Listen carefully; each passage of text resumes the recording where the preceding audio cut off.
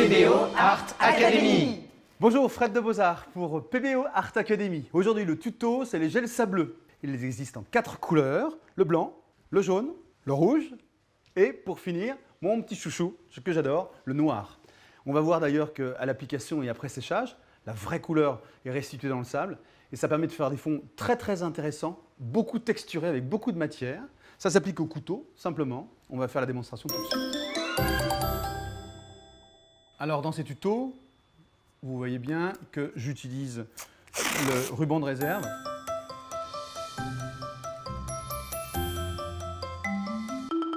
Le terrain de jeu est prêt, donc maintenant on va appliquer les différents sables. Donc rappelez-vous, il y a une vraie différence entre la couleur que vous observez dans le tube et qu'on va voir tout de suite, et puis après séchage, puisque le gel qui maintient le sable ensemble, qui va coller et qui va faire adhérer le sable sur la toile, va devenir transparent et donc va révéler la couleur du sable. Donc je commence par ici le rouge. C'est assez liquide, hein, donc voilà. Et là, le geste est très simple. Comme toujours, pas de pinceau, pas de spalter, mais au couteau.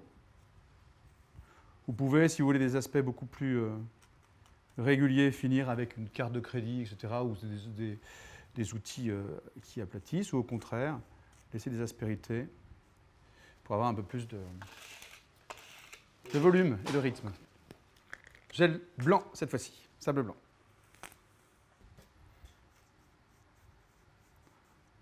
On avance avec le jaune.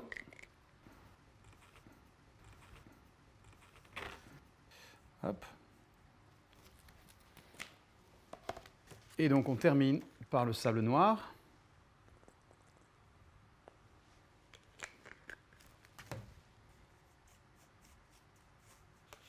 Voilà, alors ça c'est l'application du sable qui va donc donner cet effet sableux une fois sec avec, une fois que le gel, encore une fois, redevient transparent, la vraie couleur du sable qui apparaît, et donc que vous pouvez scénariser, intégrer dans vos créations de cette manière-là, comme un sable dans un décor de sable.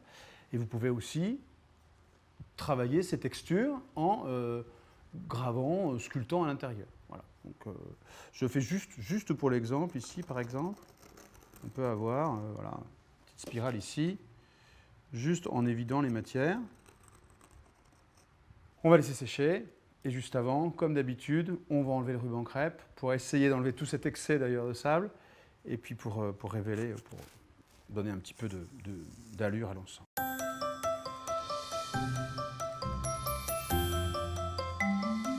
Laissons sécher naturellement, pas d'accélération avec un sèche-cheveux et on se retrouve après séchage pour voir le résultat. À tout à l'heure.